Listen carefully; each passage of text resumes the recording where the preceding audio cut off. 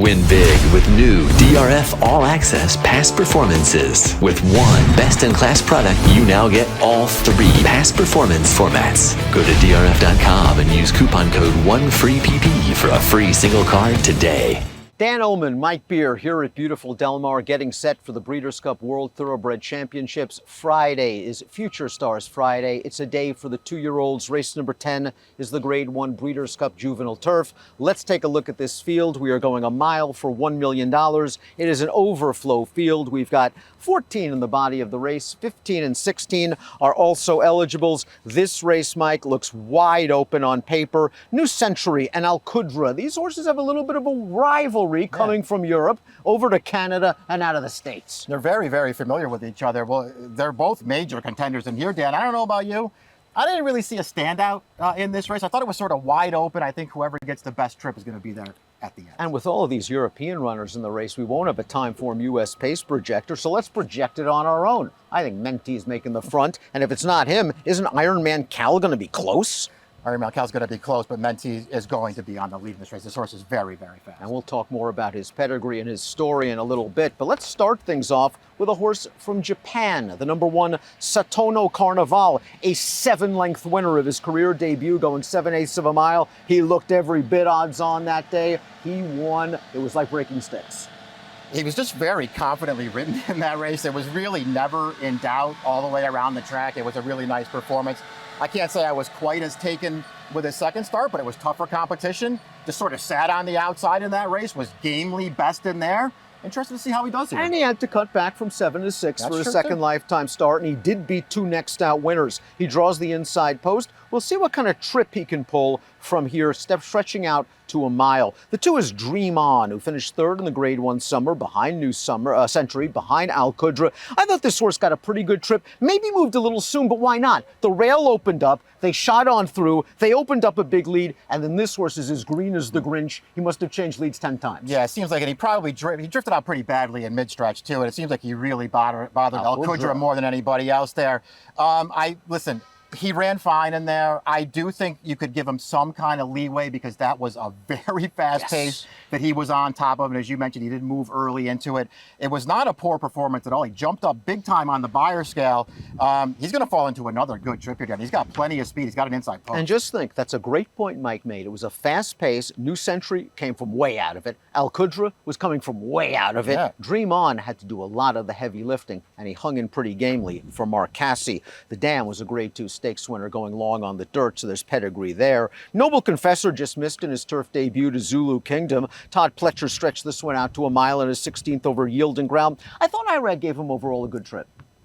I mean, he did. I mean, it's always good to save ground on the turf that he does. He's got him covered up in behind horses. The problem is, once they got into the stretch, there was no seam for him to go through. So the winner, Zulu Kingdom, was also back in here, and it was a very good horse, came wide and got the jump on this horse. When Noble Confessor got through, and they were past the 8th pole at that point, this horse really ran at the end. If you let that video roll past the wire, he gallops out way in front of that field. This horse, he's bred to be a turf horse, Dan. They ran him on dirt twice, and by the way, his dirt races are not as bad as they may look on paper, but he's bred to be a turf horse. They got him to turf last time, and he improved. So that little shuffle you're thinking might have cost him the race. Yeah, I mean, I feel like just having to wait as long as he had to wait before he could finally make his run, I really feel like I could argue that he was best in there and unlucky not to win. I thought Al Qudra was simply better than New Century in the Pat Ettery Stakes 2 starts back, where he just went to the front. New Century took his shot at him, and Al Qudra turned him away. Right. They showed up in the summer last time out, and this horse was far back early, came very wide into the stretch, and Dream On then drifted out right into his path. It might have intimidated this horse a little bit, but I also wonder if New Century was out kicking him anyway. I wonder that too. It'll be interesting to see how this plays out there, because we said they ran against each other twice overseas. One of those was on synthetic when Al Qudra won that race. And Al Qudra was good in that race, but New Century was making his career debut in there. Right. Then they meet up again in the Pat Ettery. This horse, Al Qudra, is just in control of the pace. I thought New Century ran fine in there. All he could do was chase. There's nothing wrong with it. He just couldn't get him. And then last time, I want to sort of flip the argument though, because New Century gets the better of Al Qudra, but Al Qudra took the worst of that incident in mid-stretch. I do think it really cost him that. He got bumped, he jumped onto his wrong lead as soon as he got hit, and then New Century hit him again. I don't know, man. I thought he ran well in there.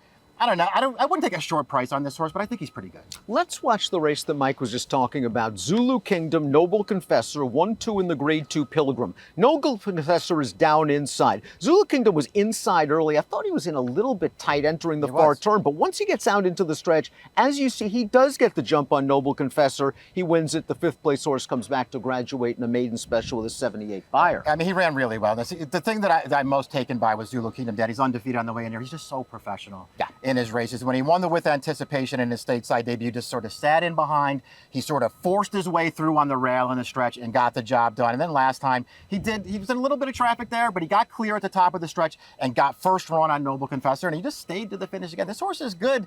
I can't say that I love him, Dan, but I'm not going to be surprised when he's right there at the wire. Ironman Cal was a maiden winner 2nd time out over this course and this distance, and he is another horse with just wonderful tactical speed. He can be placed anywhere the jockey wants. In the Zuma Beach last time out, the video we're going to show, he's going to finish 2nd beaten ahead. He will be placed first via disqualification, and this is a horse that's taking incremental steps forward, and with his running style, he shouldn't be too far away when the real racing commences. I do like that about him. We'll see if he's going to... I wonder how well he really matches up against some of these horses. Dan, he ran fine in the Zuma Beach last time. If I'm being honest, and you can feel free to disagree with me here, but if you told me I had to take one horse out of that, I kind of want Sabretooth, who's the first AE here. I'd rather have that one than Ironman Cal. Seagulls 11 is the number 7. This horse has some pedigree. He's a half-brother to a 2-year-old Group 1 stakes winner in France named the Platinum Queen, and he's faced some pretty good competition overseas. 3rd in the Vincent O'Brien 2 starts back, 4th in the Dewhurst, both 7/8 of a mile races. I have a feeling a tight 1-mile course and a firm one helps this horse a lot. I agree with that. And it's also worth noting that he ran really well in his first 2 career starts. They're both left-handed courses. Right. He handled it really, really well. Since then, it's been all much tougher races. The last 2 Group 1s, a super strongly run Group 1 2 starts back at the Curragh, where it's a lively pace. He's on it the entire way. Dead game down to the wire before it gets speed. Same thing last time. He's up there battling it out against a really good horse in Shadow of Letty. This was no match at the end there. This horse is better than he looks on paper, and I'm with you. I think the firm turf here, tight 2 turns, I think it helps this horse. Minat Station, the number 8, starting to run to his pedigree. You remember his damn Beau Recall. She was a nice horse, a multiple Grade 2 stakes winner going long on the turf. Let's watch Minat Station's last race, the Bourbon at Keeneland. This pace was hot. He saved ground early at the back. It looks like he's not going anywhere at the 3/16s, but once he eases out, he kicks it into turbo. I mean, that's a really strong finish that he has. It's very late when he finally kicks it. I didn't think he was going to win past the 8th pole, but all of a sudden, he's just got the best finish, and he gets the job done at a huge price. I actually felt like this horse ran really well 2 starts back. Even though he won by, won in a photo there, I thought that was a really, really good performance. The Waco kid showed some speed last time out in a Group 3, going 7 furlongs over soft ground at Newmarket, and he took Diego Ventura every step of the way. That horse would then come back to finish 2nd in a listed stakes race. He's not going to get that sort of trip here.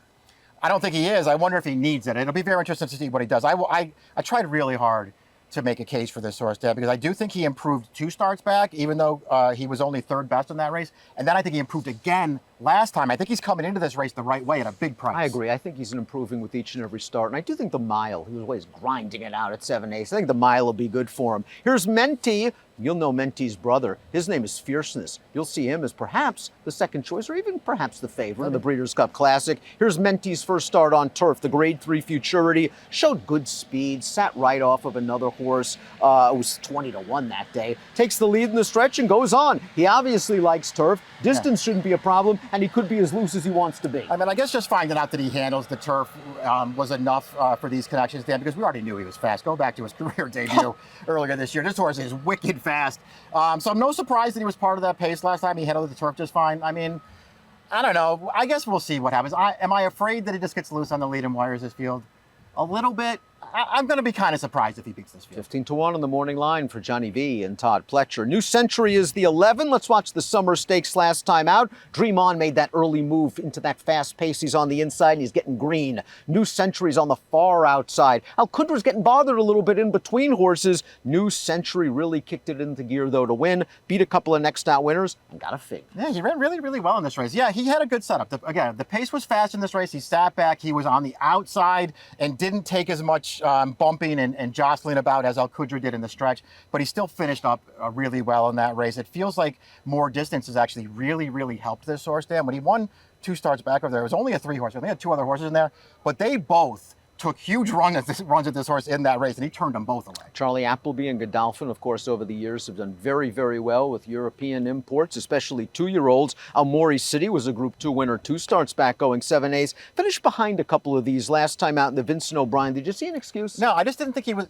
To me, he just wasn't quite good enough in that race. But again, it was a very strongly run race throughout, Dan, and he was up close in there. Got a little tired at the end. I didn't think it was a poor performance at all. Really did like his Group 2 win 2 starts back. Loved the way he finished in that race going 7. This is the one that Buick lands on. I think this horse is pretty dangerous in here. Henri Matisse, the number 13, goes out for Ryan Moore and Aidan O'Brien, and there are a lot of questions surrounding this guy. The talent's there. Yeah. He won his first 3 starts. He looked really good doing it, and because of that, he's odds-on in the Vincent O'Brien, where he was held up at the back. A beautiful split opened up right in the center of the course. He attacked. It looked like he was on his way to win, and then all of a sudden, he starts wandering around left and right, and he bangs into Seagulls 11, and he just didn't finish. So Aidan put the blinkers on, figuring this horse is still a little bit green, and they ran him in France, and he was pulling early with the blinkers, and then he got bumped early, and then he just didn't fire. Maybe it was the soft turf course? Maybe it was soft turf course. Maybe he just didn't really respond to the blinkers because they are coming right back off for this race. We'll see if he puts it all together here. I won't disagree with your take on his first 3 starts. He looked pretty good. I want to say pretty good. I didn't think he looked great. I thought he looked pretty good in those races. Don't really love his last 2 starts. I'm not suggesting that he can't go with these horses, but I didn't think he was going to be that interesting a price in here, and I wouldn't take a short price on him. 6-1 right now on the morning line for Ryan Moore. Beautifully bred, damn, multiple Group 1 stakes winner. This one's a half to the Group 1 winner, Tenebrism. Tenacious Leader is the 14 back on turf. They tried him in the Breeders' Futurity. It didn't work out. In the With Anticipation, he ran fine, but he was up close to a moderate pace, took over, and Zulu Kingdom got him. Yeah, I mean, he looks, I guess, a little bit like his stablemate Noble Confessor, where they both have run on turf once. They both ran fine on it. They were both close with Zulu Kingdom at the end. I kind of preferred Noble Confessor's race. This horse also, unfortunately, drew the far outside post, which I think really works against him. Just didn't like him that much, Dan. 15, 16 are also eligibles, but Sabretooth would interest you a little bit at a giant price, maybe underneath in the exotics. Didn't have the cleanest trip. Yeah, I mean, he was the one I wanted out of the Zuma Beach. Doesn't mean I would want him in here. Let's take a look at our top selections for the Breeders' Cup Juvenile Turf. Mike, where you go? I'm going to try Noble Confessor here, Dan. I really did like his turf debut last time. I know he's a maiden on the way into the race. I don't love that about him, but I thought the Europeans, I didn't feel like they held some kind of huge edge on this field this time. I'm going to try Noble Confessor at a price. Henri Matisse, to me, is the kind of horse that I think if he puts it all together, can do very, very well, again, around this sort of tight configuration, even from a tough outside post position. I think he'll like firmer turf than where he got in France last time out, but he's got to finally put everything together. The talent's there, just hasn't been there up there. Henri Matisse, my top selection. Mike is going with Noble Confessor in the Breeders' Cup Juvenile Turf. Best of luck. Hey, buddy. Let me tell you something. If you really enjoyed this great content, just click the like and subscribe button right here. And if you enjoy the race of the day, stakes, previews, and lots more starring me, please click right here. You're not gonna regret it.